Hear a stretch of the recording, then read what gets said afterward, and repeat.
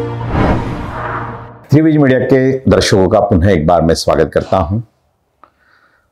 हमारी एक जानी मानी हस्ती जो ऑल इंडिया लेवल पे ही नहीं तो अंतर्राष्ट्रीय स्तर पे भी वो ख्यात विख्यात है। खासतौर पे उन्हें जाना जाता है कि वो कर्मचारी संगठन के नेता तो है ही, LIC के SC/ST एसोसिएशन जो होता है उसके वो जनरल सेक्रेटरी महासचिव, और कर्मचारियों का अनुसूचित जाति कर्मचारियों का जो परिसंघ है उसका जो फेडरेशन है उसके भी वो जनरल सेक्रेटरी महासचिव है। अब तक का उनका ये सफर देश दुनिया में जाना जा रहा है, लेकिन अब वो यहाँ से और कुछ अलग रास्ते पे निकल पड़े हैं जो यकीनन बहुत बड़ी उम्मीद के साथ और बड़ी बात है कि राजनीति में उन्होंने अपना कदम रखा है।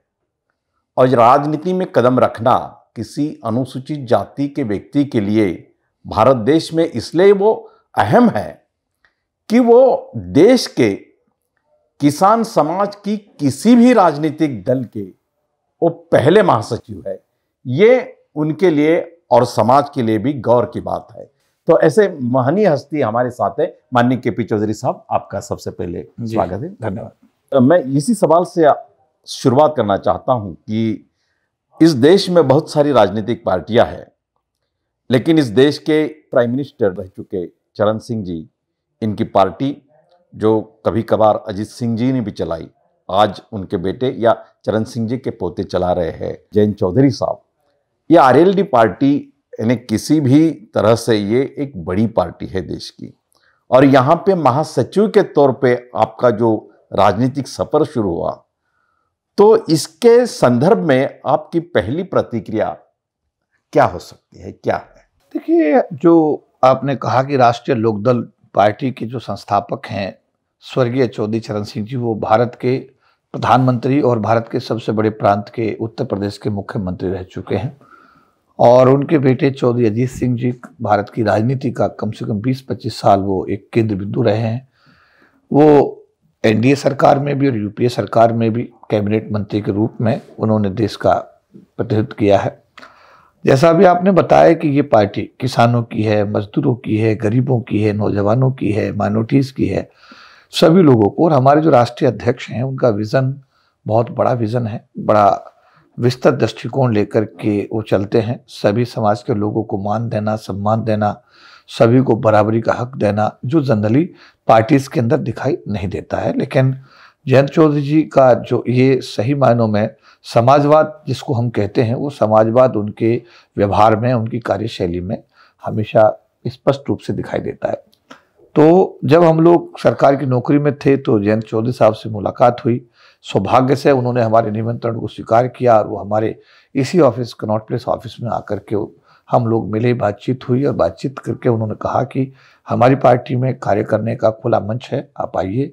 हम चाहते हैं कि आप जैसा व्यक्ति जो राष्ट्रीय अंतर्राष्ट्रीय स्तर पर अपने समाज का प्रतिनिधित्व बड़े लंबे समय से कर रहा है, हम चाहते हैं कि आप पार्टी में आकर के काम करें। और फिर इसके बाद महासंघ की राष्ट्रीय कार्यकारिणी की बैठक हुई और उसमें तय किया गया कि KP चौधरी साहब को नौकरी से रिजाइन करके और ये राष्ट्रीय लोकदल ज्वाइन करना चाहिए।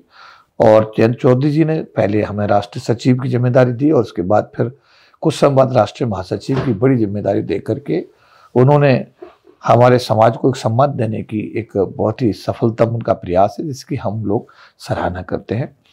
तो जैसा भी आपने कहा कि पार्टी के संस्थापक भारत के प्रधानमंत्री रह चुके, उत्तर प्रदेश सबसे बड़े प्रांत के मुख्यमंत्री रह चुके, और उनके पौत्र जयंत चौधरी साहब, उनका भी अपना एक एक्सपोजर है, हाईली क्वालिफाइड पर्सन है, MBA हैं, और सियाटल अमेरिका में वो जन्मे हैं। उनके पिताजी जब वहाँ इंजीनियर थे, तो उनकी एजुकेशन, हायर एजुकेशन है उनकी, और हर चीज़ का उनको ये है कि उनका जो काम करने का तरीका है वो पूरे देश में सब लोग उनके व्यवहार को, उनके काम करने के तरीके की बड़ी सराहना करते हैं।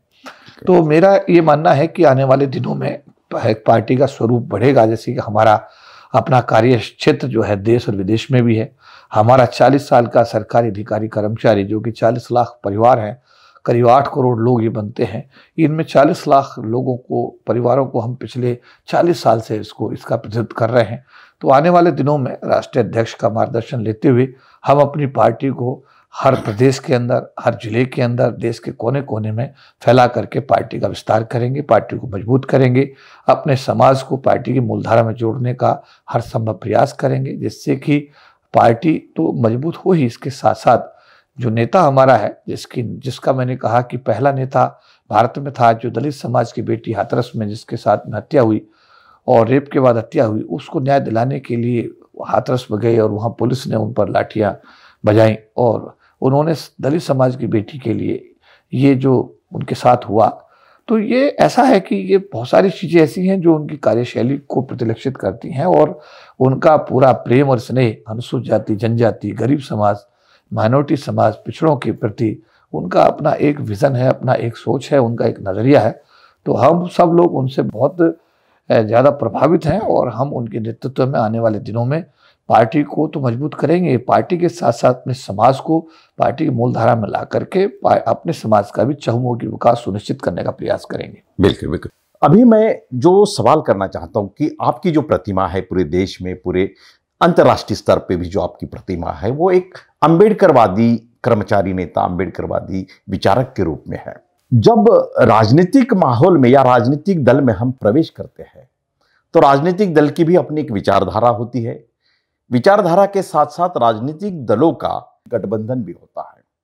आज आरएलडी का जो गठबंधन है वो निश्चित तौर पे एनडीए के साथ है और एनडीए के साथ में जब आप अंबेडकरवाद को लेकर जाना चाहते हो तो वो कैसा, वो मिश्रण कैसा रहेगा, वो सूत्र कैसा रहेगा? देखिए, मैं इस संबंध में जो भ्रांतियां समाज के अंदर फैली हुई हैं, मैं उस पर तथ्यों के साथ में अपने समाज को इस विषय में स्पष्ट करना चाहता हूं कि जब front government headed by H D. Deve Gowda और उसमें रेल मंत्री थे रामविलास पासवान जी, उस समय सुप्रीम कोर्ट ने आरक्षण के विरोध में 5 आदेश जारी किए। हमने एच.डी. देवगौड़ा साहब से निवेदन किया कि आप ओबीसी से हैं, रामविलास पासवान साहब से निवेदन किया कि आप हमारे समाज के मुखिया हैं, लेकिन उस सरकार ने उस दिशा में कोई पहल नहीं की और सरकार ने डीओपीटी जो डिपार्टमेंट पर्सन ट्रेनिंग, उसने आरक्षण खत्म करने के आदेश जारी कर दिए। ये एनडीए की सरकार, अटल बिहारी वाजपेयी जब प्रधानमंत्री बने तो एनडीए की सरकार ने ये निर्णय लिया, हमारे निवेदन को उन्होंने स्वीकार किया। हमने कहा कि संविधान में संशोधन करके SC/ST का आरक्षण जो सुप्रीम कोर्ट ने खत्म किया है, उस आरक्षण को आप बहाल करने का काम करिए।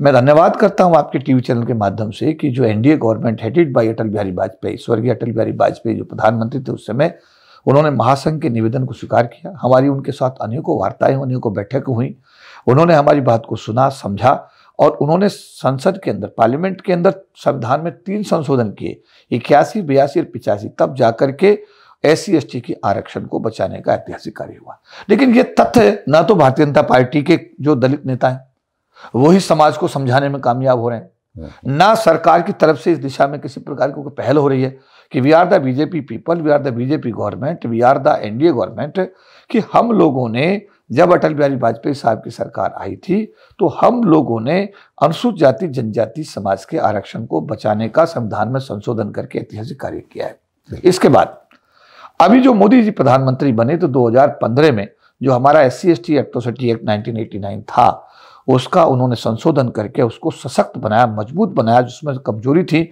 उनको मजबूत किया, जिससे कि SC/ST के लोगों को एट्रोसिटी एक्ट के माध्यम से न्याय मिल सके। इस संबंध में हमारे संगठन की तरफ से किसी प्रकार की कोई डिमांड नहीं थी। प्रधानमंत्री नरेंद्र मोदी जी का एक समाज का एक जिम्मेदार नागरिक होने के नाते, एक अम्बेडकरवादी होने के नाते, एक SC/ST मिशन का सिपाही होने के नाते इस बात के लिए आभार व्यक्त करता हूं कि उन्होंने एक पहल की और पहल करके SC/ST एट्रोसिटी एक्ट को 2015 में संशोधित करके मजबूत बनाने का ऐतिहासिक कार्य किया। पिछली सरकार कर सकती थी, उन्होंने नहीं किया। इसके बाद 2 अप्रैल 2018 को जब सुप्रीम कोर्ट के एक जज ने, मित्तल साहब ने, SC/ST एट्रोसिटी एक्ट को खत्म करने का ऑर्डर पास किया तो पूरे देश में 2 अप्रैल 2018 को आंदोलन हुआ, हमारे कई बच्चे शहीद भी हुए। उसके बाद में सरकार से हमने बातचीत हुई और बातचीत के बाद में सरकार ने संविधान में संशोधन करके SC/ST एट्रोसिटी एक्ट को दोबारा कैसे इन्फोर्स करने का ऐतिहासिक कार्य किया। इसी बीच में सुप्रीम कोर्ट के अंदर यूनिवर्सिटी ग्रांट कमीशन, यानी यूनिवर्सिटीज में SC/ST के रिजर्वेशन को लेकर के जो चल रहा था मुकदमा, उसको लेकर के सुप्रीम कोर्ट ने जब हमारे खिलाफ आदेश दिया तो यही सरकार थी, सरकार ने संविधान में संशोधन करके SC/ST समाज के लोगों का यूनिवर्सिटी ग्रांट कमीशन में रिजर्वेशन बहाल करने का काम किया। बिल्कुल यही एनडीए गवर्नमेंट है जिसने परम पूज्य बाबा साहब डॉक्टर भीमराव अंबेडकर का जहां अंतिम सांस हुआ, यानी 26 अलीपुर रोड, उसके आसपास के बंगले, पहले तो अटल बिहारी वाजपेयी साहब की सरकार जब थी उन्होंने उसको अंतर्राष्ट्रीय स्मारक बनाने की दिशा में पहल की, और उसके बाद जब मोदी जी प्रधानमंत्री बने तो इन्होंने तो उसके आसपास के सारे बंगले परचेज करके उसका एक व्यापक और विस्तृत रूप जो है स्थापित किया। इसके बाद में इसी सरकार ने जो आपका इंदू मिल की जमीन उसमें मुंबई के अंदर है, 500 करोड़ की महाराष्ट्र सरकार के द्वारा परचेज करा करके वो बाबा साहब अम्बेडकर को डेडिकेट करके ऐतिहासिक कार्यकार बाबा साहब का स्मारक वहां पर चल बन रहा है। इसके साथ जहां पर बाबा साहब अम्बेडकर लंदन के जिस घर में रहे थे उसको इस सरकार ने परचेज करके बाबा साहब को डेडिकेट करके उसको हॉस्टल बना करके वहाँ SC/ST समाज के बच्चे लंदन में जा रहे वो पढ़ने का काम कर रहे हैं। इन्होंने दीक्षा भूमि नागपुर के रेनोवेशन के लिए भी अपना पैसा सैंक्शन किया। जहाँ बाबा साहब का जन्म हुआ मध्य प्रदेश महू में, उसका रेनोवेशन का ऐतिहासिक कार्य किया। इसके साथ साथ जो बेरोजगार युवक हैं उनके लिए एक डिपार्टमेंट क्रिएट करके, सुनिए बात आप, उसमें स्वरोजगार यानी कि सरकार की तरफ से एक लोन देने की सुविधा की गई और उसमें वो बच्चे अपने स्वावलंबी बने, बजाय नौकरी के भरोसे रहे, अपना रोजगार शुरू करें, अपना व्यापार शुरू करें, और उसमें भी बिना किसी इंटरेस्ट के बैंकों के माध्यम से एक रास्ता निकाल करके बच्चों को स्वावलंबी बनाने की तरफ एक ऐतिहासिक कार्य किया। मैं ये कहना चाहता हूँ जो सरकार जो अच्छे काम करती है एटलीस्ट इस हमारे समाज के लिए, अगर मैं जैसे इंदिरा गांधी जी की बात करता हूँ, स्वर्गीय इंदिरा गांधी जी की, अगर वो प्रधानमंत्री ना होती, अगर वो देश का राष्ट्रीयकरण ना करती, नेशनलाइजेशन भारत का ना होता, तो बैंकिंग भर्ती बोर्ड ना बनाया गया होता, तेल कंपनियों का, बीमा कंपनियों का, बैंकों का राष्ट्रीयकरण ना होता, तो जो SC/ST समाज के लोग सरकार की नौकरी में आए वो ना आते। और जिस 40 लाख लोगों की मैं बात कर रहा हूँ, अर्थात 40 लाख परिवारों की बात कर रहा हूँ जो गरीबी की रेखा से ऊपर आए, उसका 100% श्रेय अगर किसी सरकार को दिया जाता है तो वो स्वर्गीय इंदिरा गांधी जी जब प्रधानमंत्री थी उनकी सरकार को दिया जाता है, क्योंकि ना वो राष्ट्रीयकरण करती, ना वो रिजर्वेशन लागू करती, तो ये SC/ST समाज के लोग मूल धारा में नहीं आ पाते। इसके बाद उनके पुत्र स्वर्गीय राजीव गांधी जो उनके बाद प्रधानमंत्री बने, उनकी मौत के बाद उन्होंने देश के अंदर स्पेशल रिक्रूटमेंट ड्राइव चलाकर लाखों बच्चों को सरकार की नौकरी पाने का अवसर प्रदान किया। तो मैं एक समाज का बहुत जिम्मेदार व्यक्ति होने के नाते जिन जिन सरकारों ने SC/ST डेवलपमेंट के लिए जो कार्य किए हैं हम उनका धन्यवाद करेंगे। साथ साथ वर्तमान सरकार से हम ये निवेदन भी करते रहे हैं कि आरक्षण कानून बनाइए आप, क्योंकि हिरन मर जाए, कुत्ता मर जाए तो कानून है, लेकिन देश की 1/4 आबादी के रिजर्वेशन का आज तक कोई कानून नहीं बना। इस संबंध में तत्कालीन प्रधानमंत्री मैं मनमोहन सिंह जी का आभार धन्यवाद इसलिए व्यक्त करूंगा कि जब हमारा डेलीगेशन उनसे मिला, हमने उनसे कहा कि साहब आरक्षण का कोई कानून नहीं है। उन्होंने तुरंत अपने DOPT मिनिस्टर पृथ्वीराज चौहान को बुलाया, हमारी एक बड़ी बैठक हुई, उसमें निर्णय हुआ, उन्होंने आदेश दिया, आरक्षण कानून का बिल पास हुआ और वो जाकर राज्यसभा में पास हुआ, लेकिन वो आज तक लोकसभा में चर्चा के लिए नहीं आ पाया, क्योंकि इसी बीच यूपीए की जो सरकार थी वो चली गई। बिल्कुल मेरा कहना यह था कि जिस प्रधानमंत्री ने SC/ST समाज के डेवलपमेंट के लिए जो अच्छे कार्य किए, वर्तमान सरकार से हमारा यही कहना है साहब, निजी क्षेत्र को आप बंद करें, निजी क्षेत्र ना लाए, सरकारी क्षेत्र को एज इट इज रहने दें, सरकारी क्षेत्र में रिजर्वेशन जो खाली पड़ा है वैकेंसी उनको पूरा भरने का काम करें। निजी क्षेत्र में क्योंकि साफ सरकारी पैसा उनको दे रहे हैं, सरकारी जमीन उनको दे रहे हैं, सारा चीज सरकार का है, तो निजी क्षेत्र वाले लोगों का तो एक भी पैसा नहीं है, फिर उसमें SC/ST के लोगों को आरक्षण क्यों नहीं होना चाहिए? ये अधिकार है SC/ST समाज के लोगों का कि निजी क्षेत्र में आरक्षण कानून बना करके निजी क्षेत्र में आरक्षण की व्यवस्था इस सरकार को करनी चाहिए। इसके बाद देश में जो भी रोजगार पैदा हो रहे हैं, अमेरिका के डाइवर्सिटी सिद्धांत, प्रिंसिपल ऑफ डाइवर्सिटी को आधार मान करके जिस तरीके से अमेरिका में काले लोगों को बराबर अवसर मिला और आज वो राष्ट्र की मूलधारा में राष्ट्र के विकास के लिए आज काम कर रहे हैं, इसी तरीके से देश में जो रोजगार पैदा हो रहे हैं SC/ST समाज के लिए उनकी संख्या के अनुपात में उनकी भागीदारी को सुनिश्चित करना चाहिए। देश में जो बंजर जमीन पड़ी हुई है उस जमीन को, किसी की नहीं सरकार की जमीन है, उसको उपजाऊ बना करके SC/ST समाज में उनको बांट करके इनको भी किसान बनाना, इनको भी जमीनी हक देना, किसान बनाने की जिम्मेदारी सरकार की बनती है, उस पर भी एक पहल होनी चाहिए। National commission for SC, national commission ST जो बनाए गए हैं उनकी रिकमेंडेशंस, जबकि संवैधानिक आयोग हैं, उनकी रिकमेंडेशंस को कोई आज मान नहीं रहा है। सरकार की जिम्मेदारी बनती है कि उनकी रिकमेंडेशंस को मैंडेटरी उसी तरीके से बनाया जाए जिस तरीके से चुनाव आयोग जो अभी 14 तारीख को जो चुनाव अधिसूचना जारी हो जाएगी, उसके बाद सरकार इन्फोर्स नहीं रहेगी, चुनाव आयोग इन्फोर्स हो जाएगा। चुनाव आयोग जो भी बोलेगा वो कानून होगा।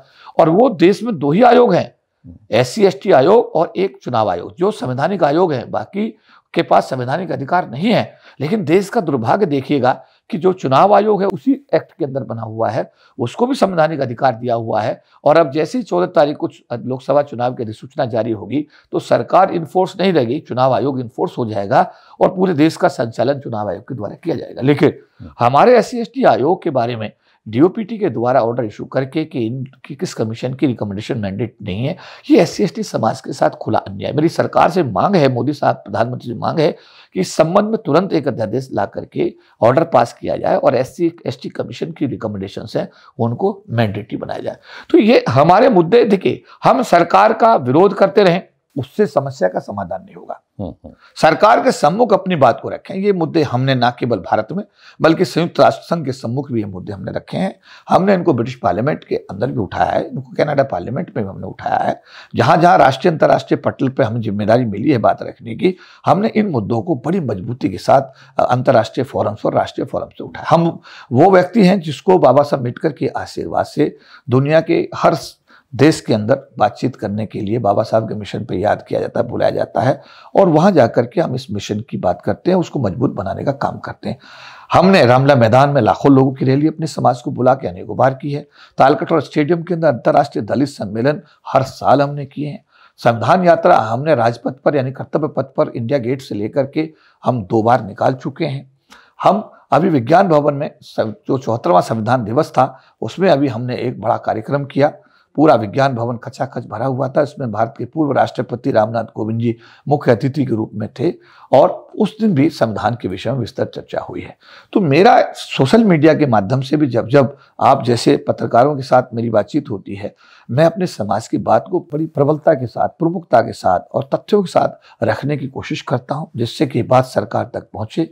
और जो अभी आपने कहा कि बीजेपी, मैंने बीजेपी के इतने सारे काम गिनाए। मैं बीजेपी को किस आधार पर, मैं आपसे पूछता हूं कि बीजेपी ने संविधान में संशोधन एक बार नहीं अनेकों बार किए। एनडीए गवर्नमेंट ने SC ST पर जब जब संकट समस्या आई है उसका समाधान करने के लिए संविधान में संशोधन तक किए हैं। तो हमें सरकार से अपनी मांग बराबर करते रहना चाहिए और हम संशय के आधार पर, हम हाइपोथेटिक होकर सरकार ऐसा कर देगी ऐसा कर देगी, मैं बहुत जिम्मेदारी के साथ बोलता हूं, कोई भी सरकार इस देश की 1/4 आबादी को नाराज करके परम पूज्य बाबा साहब डॉक्टर भीमराव अम्बेडकर के संविधान को बदलने की हिमाकत नहीं कर सकती, क्योंकि उस संविधान के पीछे इस देश का 1/4 आबादी अनुसूचित जाति जनजाति, और आज तो मैं कहूंगा कि इस देश का माइनॉरिटी, इस देश की महिलाएं, इस देश का OBC, इस देश का एक बहुत बड़ा वर्ग उस संविधान के पीछे खड़ा हुआ है। ऐसी स्थिति में मुझे नहीं लगता कि कोई सरकार इतना बड़ा रिस्क लेगी कि समाज देश के इतने बड़े तबके को नाराज करके परम पूज्य बाबा साहब जिन्होंने विश्व का सर्वश्रेष्ठ संविधान बनाया और उस संविधान के तहत भारत के एक एक नागरिक के हितों को संरक्षित करने का उन्होंने सफलतम प्रयास किया है, ऐसी बेहूदगी वर्ड में यूज कर रहा हूं, ऐसी नासमझी मुझे लगता नहीं कि कोई समझदार सरकार करेगी। इस संदर्भ में ये कहा जा रहा है कि चर्चाएं तो होती है संविधान को लेकर, संविधान खतरे में है, लेकिन आपने उसको एक बेहुदा करार कर दिया और वो बहुत तथ्यों के साथ आपने उस बात को कहा। लेकिन हो ये रहा है कि सरकार जब से आई है तब से ये चीजें देखने को आई है कि कहीं ना कहीं अमेरिका की धरती पे जो प्रेसिडेंट प्रणाली है, तो हम जब आप राजनीति में प्रवेश कर लिए हो तो कभी न कभी, आज नहीं तो कल, आप राजनीतिक प्रतिनिधित्व करोगे, संसद में करोगे या किसी स्टेट की विधानसभा में भी कर सकोगे, लेकिन आपका जो व्यक्तित्व है राष्ट्रीय है। हो सकता है आप आने वाले लोकसभा में या उसकी अगली लोकसभा में आप प्रतिनिधित्व करोगे। ऐसे वक्त में लोकसभा के प्रतिनिधित्व के तौर पे जो प्राइम मिनिस्टर जो पद होता है, प्रधानमंत्री का जो पद होता है, उसके बदले अगर अध्यक्ष प्रणाली अगर आ जाती है, यह हाइपोथेटिकल हो सकता है लेकिन चीजें उस दिशा में बढ़ रही है, तो आपको इस डेमोक्रेटिक ढांचे का एक भवितव्य कैसे नजर आ रहा है? फिर भी देखिए, मैं इस बात को फिर एक जिम्मेदारी के साथ, मेरा वही सवाल, वही आपका सवाल का वही जवाब रहेगा। कोई भी सरकार ऐसा करने से पहले संविधान के मूल ढांचे को बदलने की अगर बात जैसी आपने रखी है, ये निश्चित रूप से एक हाइपोथेटिक क्वेश्चन है और मेरा ऐसा मानना है कि कोई भी सरकार जो भारत राष्ट्र के विकास के प्रति समर्पित अपने आप को समझते हुए आगे कार्य करेगी, ऐसी कोई हिमाकत सरकार करने की कोई कोशिश नहीं करेगी। इसलिए हमको इतना हाइपोथेटिक होने की आवश्यकता नहीं है। हाँ, मैं एक बात कहता हूं, आप क्यों सरकार, आप अपने खुद ही को कर बुलंद इतना कि खुदा आपसे पूछे कि तेरी रजा क्या है। समाज में दो आदमी एक साथ नहीं, दो आदमी एक दूसरे को प्यार नहीं करते। नेता गली गली में है, फॉलोइंग उसके साथ एक आदमी की नहीं है। राष्ट्रीय नेता गली नंबर 6, एक आदमी उसकी घरवाली उसके साथ नहीं है। मैं आपको बताऊं बात, हमारी जहां तक बात है, हमने अपने नेतृत्व को, अपने व्यक्तित्व को एक बार नहीं 40 साल के अपने अब तक का जो हमें समय मिला काम करने का, चाहे भारत की धरती पर काम करने का मौका मिला हो, चाहे रामला मैदान भरने का इशू रहा हो, चाहे तालकोटरा भरने का इशू रहा हो, चाहे विज्ञान भवन भरने का इशू रहा हो, चाहे संयुक्त राष्ट्र संघ में आवाज उठाने का इशू रहा हो, ये सब चीजें कहने की नहीं है। हर आदमी अपने मोबाइल में हमारा नाम डाले केपी चौधरी और उसको अपने घर में बैठकर लेटकर देख सकता है कि केपी चौधरी जी ने जो बोला उसमें सच्चाई क्या है। मैं ये मानता हूं, हमारे समाज के दो आदमी एक दूसरे के साथ नहीं, एक दूसरे को प्यार नहीं करते, एक दूसरे को सहयोग नहीं करते, एक दूसरे का नुकसान करने का कोई मौका नहीं छोड़ते। 40 साल के इस कैरियर में मैंने देखा, 37 साल में सरकारी नौकरी में जितने SC/ST के लोगों को पेनल्टी मिली, उसमें गवाह हमेशा SC/ST का आदमी रहा। अदालतों में जितने लोग शेड्यूल ट्राइब के जो है पेनलाइज किए गए जजों के द्वारा, उनमें गवाह हमेशा SC/ST का आदमी रहा। अरे भैया, तुम अपने लोगों के खिलाफ गवाही देते हो, अपने लोगों का नाश कर, किस समाज की बात करते हो, कौन सा समाज बनाना चाहते हो? आपको समझना होगा कि आप सबके इकट्ठे होने से समाज बनता है, आपके बिखरने से समाज खत्म होता है। जब आप एक सशक्त और मजबूत समाज बनाओगे, तभी तो बाबा साहब के सच्चे सिपाही कहलाओगे, तभी तो संविधान को बचा पाओगे। जिन हालात में आज आप बैठे हुए हो, जाति में, उपजाति में, प्रांत में, इसमें उसमें, कौन आदमी, एक आदमी कहता है मैं तो IAS बन गया, मैं तो IPS बन गया। क्या वैल्यू है IAS IPS की? IAS के बीच में जब कोई शेड्यूल कास्ट IPS बैठा होता है, बैठा होता है, उसको IPS नहीं माना जाता, उसको शेड्यूल कास्ट माना जाता है। चपरासियों के बीच में अगर कोई शेड्यूल कास्ट का आदमी बैठा है तो उसे चपरासी नहीं, शेड्यूल कास्ट कहा जाता है। मंत्रियों के बीच में अगर कोई मंत्री SC/ST कैटेगरी का, तो उसे कोई मंत्री नहीं मानता, उसको SC ट्रीट किया जाता है। ये इस देश का जातिगत, मैं इसे बड़ा दुर्भाग्य कहूंगा इस देश का, समझ में आता। हर चीज जहां जाति के आधार पर डिसाइड होती है। अरे जब जाति के आधार पर डिसाइड होती है, मैं अपने समाज से अपील करता हूं, क्यों तुम इधर उधर भाग रहे हो? बाबा साहब को अपना नेता मानो, काशीराम को अपना नेता मानो, संविधान को अपना नेता मानो, किसी को नेता मत मानो, और उसको नेता मानकर एक नागरिक होकर के अपने समाज को मजबूत करने का काम करो। दो तरह से मजबूत कर सकते हो, आपके पास और कुछ भी नहीं है। जब भी कोई समाज की सभा हो, अगर दुश्मन की सभा भी हो आपके, उसमें जाकर खड़े होकर के सामाजिक शक्ति को मजबूत करो। और जब आपकी क्षमता है, जो भी आपकी आर्थिक क्षमता, उससे जो भी आर्थिक सहयोग दे सकते हो, अपने हर आंदोलन में, हर मूवमेंट में अपना आर्थिक सहयोग दीजिएगा। हिसाब मत मांगो, हिसाब के लिए तुम देते तो कुछ हो नहीं, हिसाब मांगो किस चीज का, समझ बात? हमारा आदमी सहयोग उसका 0 और हिसाब सबसे पहले मांगता है। मानसिक लेवल को बदलना पड़ेगा, सोच को बदलना पड़ेगा। संविधान बचाने की जो बात अभी आपने कही, पहली बात तो संविधान में मुझे लग नहीं रहा है कि कोई भी सरकार ऐसी हिमाकत करेगी, लेकिन साथ साथ अगर संविधान को प्यार करते हो तो उसके लिए इतनी सी बात नहीं कर सकते कि दो आदमी एक दूसरे को बजाय बुराई करने के एक दूसरे को प्यार करना शुरू कर दो, एक दूसरे का असहयोग करने की बजाय सहयोग करना शुरू कर दो। अरे देखिए, जब जिस दिन देश की 32 करोड़ आबादी एकजुट होगी, इकट्ठा होगी, क्या बाबा साहब अम्बेडकर के संविधान को बदलने की बात करते हो? उसकी तरफ को देखने की सोच भी नहीं सकता। ये मैं आपको 40 साल का एक सामाजिक कार्यकर्ता, जो मेरा अनुभव है, मैं बहुत जिम्मेदारी से इसके साथ इस बात को शेयर कर रहा हूं। दूसरों को कोसना बंद कर दो, आप अपने आप को देखो, अपने आप को सुधारो, आप दूसरे को सुधारने की सोच निकाल दो। आपसे अगर अपने आप को सुधार लोगे और 32 करोड़ आदमी अपने आप सुधर जाएंगे, और अपना नेता किसी को मत मानो, आपका नेता एक है, परम पूज्य बाबा साहब डॉक्टर भीमराव अम्बेडकर। आपका नेता एक है, भारत का संविधान। उसको सिरोधार्य मानिए, उसको सर पर मानिए, उसको सिजदा करिए, सैल्यूट करिए, और ऐसा सब लोग आपस में इकट्ठे होकर प्यार करिए, एक दूसरे को सहयोग करिए, एक दूसरे की बुराई बंद करिए, एक दूसरे को नुकसान करने की सोच जो है उसको बिल्कुल खत्म कर दीजिएगा। जिस दिन 32 करोड़ लोग एक साथ एकजुट हो जाएंगे, मैं फिर कहता हूं, अरे कोई भी सरकार किसी की भी हो, कोई भी सरकार बाबा साहब के संविधान को बदलने की बात तो छोड़िए, सोच भी नहीं सकती। ये मैं बहुत जिम्मेदारी के साथ बोल रहा हूं। भारत की राजनीति में उत्तर प्रदेश का महत्व सबसे अहम है। कोई भी प्रधानमंत्री अगर भारत का होता है तो उसका रास्ता उत्तर प्रदेश के जरिए जाता है। उत्तर प्रदेश की राजनीति आज इस माहौल में है कि वहां जातिगत समीकरण बहुत अहम हो चुके हैं। खासतौर पे हम अगर शेड्यूल कास्ट की तरफ देखें तो वहां बसपा है, चंद्रशेखर आजाद की भीम राष्ट्रीय समाज पार्टी भी है, आजाद समाज पार्टी, और अब आप एक राष्ट्रीय दल में वहां प्रतिनिधित्व कर रहे हो। तो ये जो अनुसूचित जाति का जो एक जमावड़ा है, तो उसका बिखेरने का या इकट्ठा होने का क्या कारण रहेगा और कैसे रहेगा? देखिए, उत्तर प्रदेश की जहाँ तक आप बात करते हैं, उत्तर प्रदेश के अंदर जो अनुसूचित जाति समाज है, समझ बात, आप अगर गांव में आप जाएंगे, बात करेंगे, पूछेंगे, कुछ भी कहे आदमी, इधर की बात करेगा, उधर की बात करेगा, इधर जाएगा, उधर जाएगा, लेकिन अंततः अगर आप उसकी अंतरात्मा की आवाज को सुनेंगे तो मैं बहुत जिम्मेदारी के साथ बोलता हूं कि वो कहता है कि मायावती जी ही हमारे नेता है।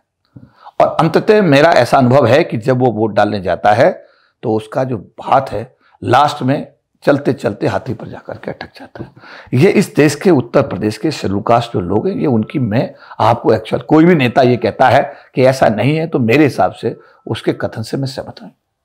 कितने भी नेता पैदा हो जाएं, बहन मायावती जी ने 5 वर्ष के अपने कार्यकाल में, 4 बार के मुख्यमंत्री कार्यकाल में समाज को जो मान दिया है, सम्मान दिया है, महापुरुषों को जो मान दिया है, सम्मान दिया है, जो डॉक्टर अम्बेडकर के नाम पर नोएडा लखनऊ में पार्क नहीं बल्कि ऐतिहासिक जो है मैं कहूँगा उन्होंने धरोहर बनाई है, बहुत गौतम बुद्धा विश्वविद्यालय नोएडा में बनाया है, पूरे देश में इंटर कॉलेज बनाए हैं, जो बड़े बड़े काम समाज के लिए किए हैं वो अपने आप में अद्वितीय हैं। और समाज उन सभी कार्यों के लिए बहन मायावती जी का हमेशा ऋणी भी रहेगा, जो सच है। तो मेरा कहना यह है कि अंततः चाहे कितनी भी राजनीतिक पार्टी पैदा हो जाए, अभी तक का स्थिति ये, हाँ, अगर कोई बहन मायावती जी से बड़ा काम करके दिखाएगा, कोई व्यक्ति, चाहे वो आप हो सकते हो, वो मैं भी हो सकता हूं, राजनीति में जब उसे मौका मिलेगा, उसे काम करने का जब अवसर मिलेगा और वो पता लगेगा समाज को कि मायावती जी ने जितना काम किया, जहां उन्होंने छोड़ा वहां से आगे ले जाने का काम इस व्यक्ति ने किया है, तब जाकर के लोगों का माइंड सेटअप चेंज होने का एक रास्ता बन सकता है। आज के हालात में इन चीजों को जिक्र करना, मुझे लगता है कि इसकी, मुझे लगता है कि कहीं कोई सार्थकता मुझे नजर नहीं आ रही है। हाँ, ये जरूर है कि पढ़े लिखे तबके में एक वर्ग ऐसा पैदा हो गया है जो मायावती जी की बुराई करता है, जो मायावती जी को गलत सिद्ध करता है अपने आप को। मैं पूछता हूं भाई तेरा कंट्रीब्यूशन क्या है? मायावती जी का कंट्रीब्यूशन तो पूरे देश के सामने है, पूरे विश्व के सामने है। तुम जो अगर मान लिया नेगेटिव बात फैलाने का काम कर रहे हो, तुम्हारा क्या कंट्रीब्यूशन? एक सवाल पैदा होता है। तो मेरा कहना यह है कि जब तक किसी अनुसूचित जाति जनजाति समाज के, जो उत्तर प्रदेश का जन्मा हो, मायावती जी की जाति को बिलोंग करता हो, उसको भारत की राजनीति में कोई ऐसा महत्वपूर्ण जिम्मेदारी जब तक नहीं मिलेगी और जब तक वो मायावती से बड़ी लाइन नहीं खींचेगा, तब तक उत्तर प्रदेश का अनुसूचित जाति समाज का एक बहुत बड़ा तबका मायावती जी के साथ था, मायावती जी के साथ है और आगे भी मायावती जी के साथ ही रहने वाला है। बिल्कुल। राजनीति में जातिगत समीकरण है, उत्तर प्रदेश और बिहार में बहुत अहम है, लेकिन इनको अगर छोड़ दिया जाए तो भारत के अन्य राज्यों में किसान जातियों के राजनीतिक दलों का एक बोलबाला हमेशा ही रहा है, चाहे वो कांग्रेस के माध्यम से हो। कांग्रेस हर प्रदेश में एक किसान जाति की पार्टी बनके रह जाती है रूलिंग कास्ट के तौर पे, लेकिन आरएलडी इस पार्टी ने आपको एक राष्ट्रीय पद मिल चुका है, आपका वो सम्मान है और उस पार्टी का एक अलग नजरिया भी है। तो इस बात को आप कैसे देखते हो? क्या ये राजनीतिक दलों की अब अनिवार्यता है या एक सामाजिक अभिसरण या सामाजिक समता की दिशा में चल पड़ा वो कदम है? देखिए, मैं आपको बताऊं, जैसा कि मेरा ही आपने जिक्र किया है, मेरा व्यक्तित्व पूरे देश और पूरे विश्व के सामने है।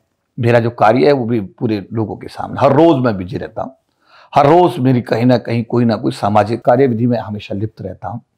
मेरा आज यहाँ है, कल मुझे पता लगा कि मैं पंजाब में हूँ, तीसरे दिन में महाराष्ट्र में हूँ और मेरा 40 साल का जो भी कैरियर है वो सारे देश के लोग जो जुड़े हुए हैं सब लोगों ने देखा है। सोशल मीडिया के प्लेटफॉर्म जब से शुरू हुआ है वो तब उस के माध्यम से भी लोग उसको ऑब्जर्व करते हैं।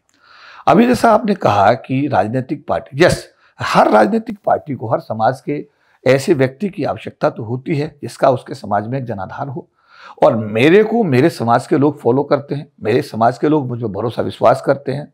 मैं जब देश के किसी कोने में जाता हूं तो वो मुझे मान सम्मान देने का कोई मौका छोड़ते नहीं हैं और हर व्यक्ति चाहता है कि उसके समाज के व्यक्ति को मान मिले, सम्मान मिले, उनका नेता एक प्रोमिनेंट पोजीशन में आए तभी। और ये राजनीतिक पार्टियों की आवश्यकता भी है, इसीलिए तो भारत के राष्ट्रपति के पद पर एससी समाज के कोविंद साहब और दूसरी बार अभी अनुसूचित जनजाति समाज की द्रौपदी मुर्मू जी को राष्ट्रपति बनाकर के संदेश दिए गए हैं। अब बार बार ये सवाल भी उठता है कि राष्ट्रीय अध्यक्ष तो हमारे 3 बन गए, हमारे समाज के शासन अध्यक्ष, प्रधानमंत्री कब बनेगा, कौन बनेगा?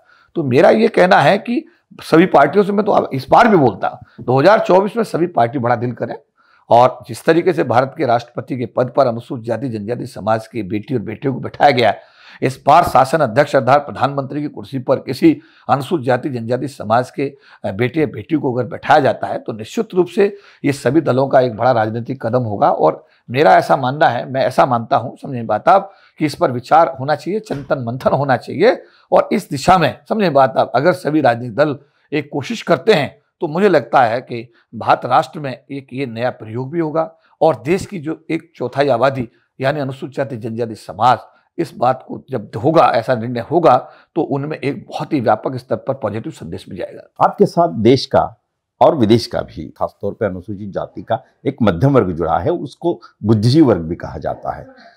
ये जो लोग होते हैं ये दलगत राजनीति से अलग भी होते हैं। तो एक दलगत राजनीति के तौर पे आपको ये लोगों से जो संपर्क होगा, कहीं ना कहीं वो बहुत सारी पार्टियों के समर्थक भी रहेंगे और आपको कहेंगे कि इस पार्टी के द्वारा हमारा ये काम नहीं हो रहा है, उस पार्टी के द्वारा सत्ता में है ये नहीं हो रहा।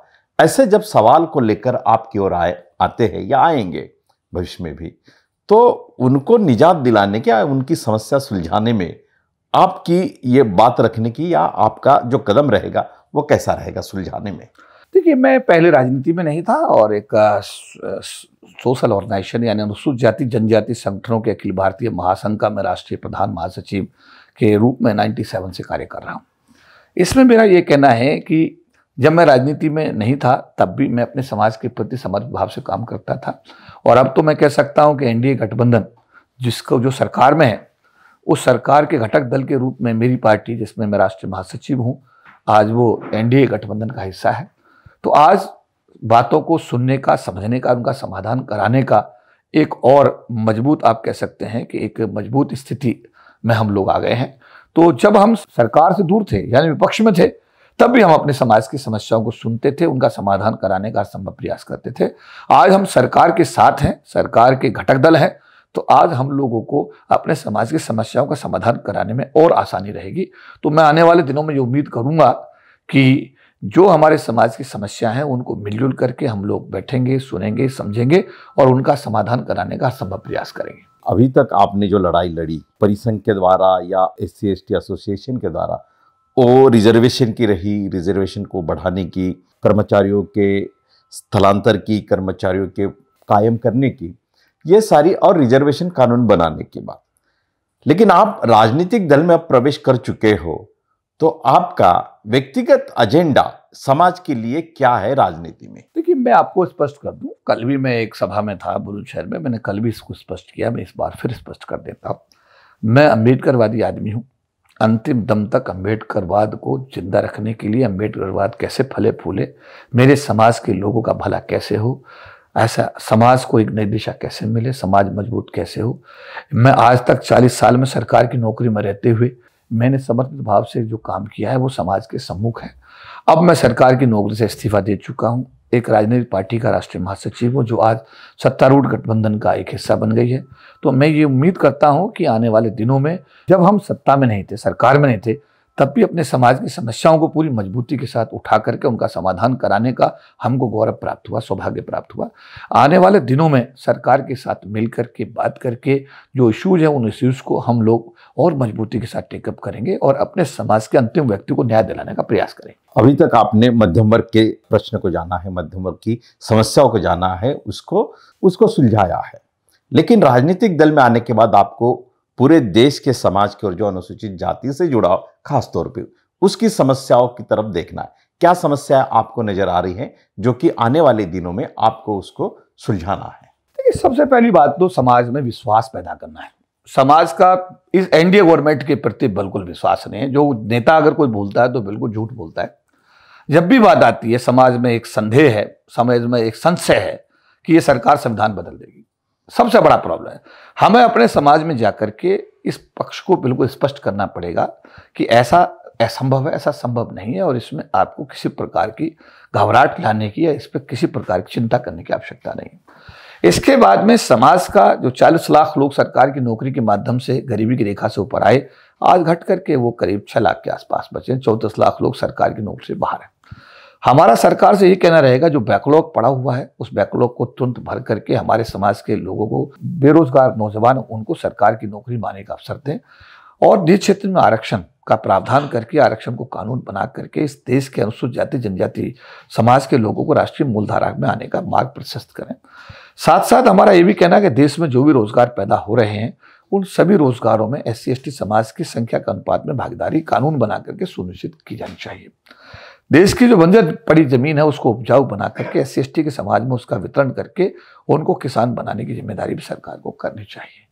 देश में एक सौहार्दपूर्ण वातावरण बने, अत्याचार अन्याय जो आए दिन रोज कभी मुझ के ऊपर कभी पेशाब कर दिया जाता है, देश के अंदर एक ऐसा वातावरण पैदा हो जिससे SC/ST समाज में वर्तमान सरकार के प्रति जो विश्वास का दायरा वो इतना बढ़े कि जो सब चीज़ें दिमाग में पैदा होती हैं, इन चीज़ों के पैदा होने की कोई जगह बाकी ना रहे। मैं ये कहना चाहता हूँ कि जो सरकार ने काम किया, सरकार अगर उन्हीं चीज़ों को एजेंडा बना करके समाज के सम्मुख रखेगी, क्योंकि समाज इन सब चीज़ों को ना तो जानता है, जब जानता नहीं तो एक्नॉलेज नहीं करता है। अब जो सरकार सत्ता में उसके जो लोग हैं, जो अनुसूचित जाति जनजाति समाज से आते हैं, ये उनकी जिम्मेदारी में आता है और उन्हें करना चाहिए। लेकिन अब क्योंकि हम घटक दल में हैं, तो अगर ये जिम्मेदारी हमारे हिस्से में आती है तो हम इस जिम्मेदारी को पूरा मजबूती के साथ अपने समाज के लोगों को बताने की कोशिश करेंगे और आने वाले दिनों में समाज की जो समस्याएं हैं उनको समझेंगे, समझकर सरकार के साथ बात करके उनको समाधान कराने का हर संभव प्रयास करेंगे। कल मेरी एक उत्तर प्रदेश की एक छोटी पार्टी के नेताओं से मुलाकात हुई थी। उनको मैंने एक बात पूछी थी कि आप इंडी में हो या इंडिया में हो, तो उन्होंने एक बात कही थी कि अगर ईवीएम हट जाता है तो इंडिया के साथ, ईवीएम नहीं हटता है तो एनडीए के साथ। क्या आपको भी ईवीएम को लेकर कोई संदेह नजर आता है? मेरा कहना ये, शासक जो राजा होता है, राजा का धर्म होता है कि वो पूरे देश का राजा होता है और उसमें हर व्यक्ति के विश्वास की उसको आवश्यकता पड़ती है। अगर ईवीएम को लेकर के देश में संशय है, कुछ सवाल है, तो मेरा कहना यह है, राजा होने के नाते मैं कहूंगा कि कोई बात नहीं, बैलेट पेपर से चुनाव हुआ था अभी चंडीगढ़ के अंदर और सीधी सीधी बेईमानी हुई। कौन कहता है बैलेट पेपर से बेईमानी नहीं हुई? चंडीगढ़ का बैलेट जो मेयर का चुनाव था उसमें सीधी सीधी बेईमानी बैलेट पेपर से हुई। सुप्रीम कोर्ट को, जो भारत की सर्वोच्च न्यायिक संस्था है, उसको इंटरवीन करना पड़ा। उसके इंटरवेंशन के बाद में फिर उस आदमी को दोबारा कर से मेयर बनाएगा चंडीगढ़ का। बेईमानी, गलत चीजें सब जगह हो रही है। लेकिन अगर देश का बड़ा तबका ये कहता है कि ईवीएम सही नहीं है, तो एक निष्पक्ष राजा होने के नाते ये जिम्मेदारी बनती है राजा की, ठीक है भाई, अगर आप चाहते हैं कि ईवीएम से ना हो, बैलेट से अगर चुनाव में आप लोगों का विश्वास है तो बैलेट से, क्योंकि अगर करने तो डर नहीं। मेरा हिसाब से सब मतलब है कि अगर कहीं कोई चीज गलत नहीं है तो उसमें डरना किस चीज का है?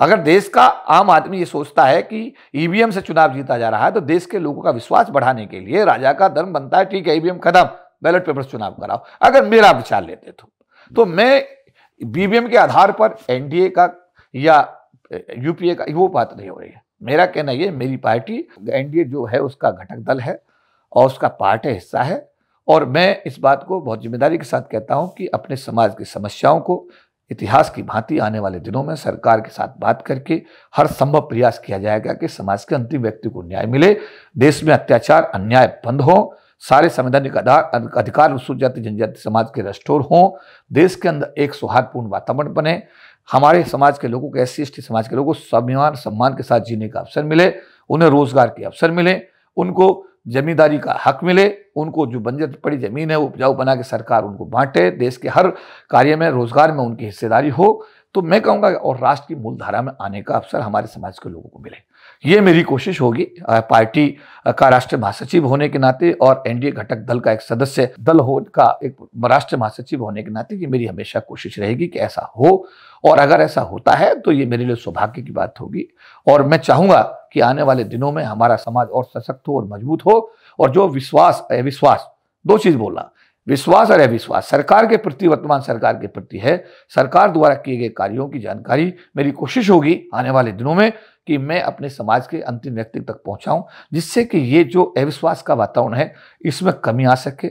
सरकार के साथ, समझने बात आप, सरकार के कार्यों की जानकारी आम आदमी तक पहुंच सके, और जो मुद्दे अभी विचाराधीन पड़े हुए हैं उन मुद्दों को और मजबूती के साथ सरकार के साथ टेकअप करके अपने समाज के व्यक्तियों को न्याय दिया जा सके। आपका ये राजनीतिक सफर आने वाले दिनों में क्या चुनावी राजनीतिक कदम की ओर बढ़ेगा? निश्चित रूप से राजनीति में आने का उद्देश्य यही है, सरकार की नौकरी से इस्तीफा देने का उद्देश्य यही है कि आने वाले दिनों में जब पार्टी का निर्णय होगा, पार्टी के अध्यक्ष निर्णय लेंगे, मौका देंगे तो हम लोग निश्चित रूप से लोकसभा भी लड़ेंगे, लोकसभा में जीतकर मेंबर ऑफ पार्लियामेंट भी बनने की सोच रखते हैं।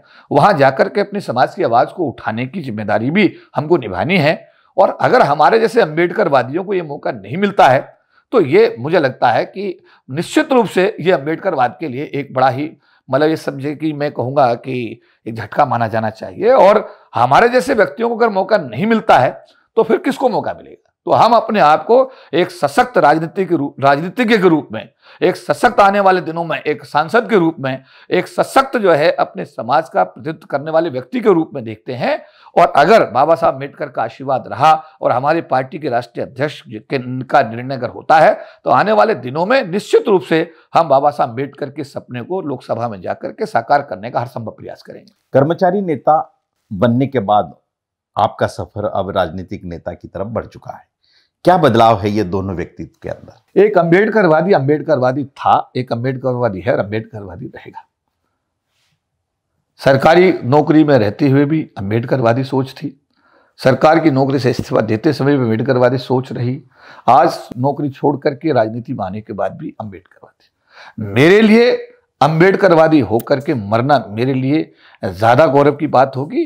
राजनेता तो आते और जाते रहते हैं, राष्ट्रपति प्रधानमंत्री तो बनते और बिगड़ते रहते हैं, लेकिन मेरे लिए गौरव की बात होगी कि जब मेरा अंतिम सांस निकले तो लोग मुझे एक सच्चे अम्बेडकरवादी के रूप में पहचाने। यही केपी चौधरी साहब की एक खास बात होती है कि किसी भी समय कभी भी वो लीडर की तरह ही बात करते, इसलिए वो लीडर बन चुके हैं।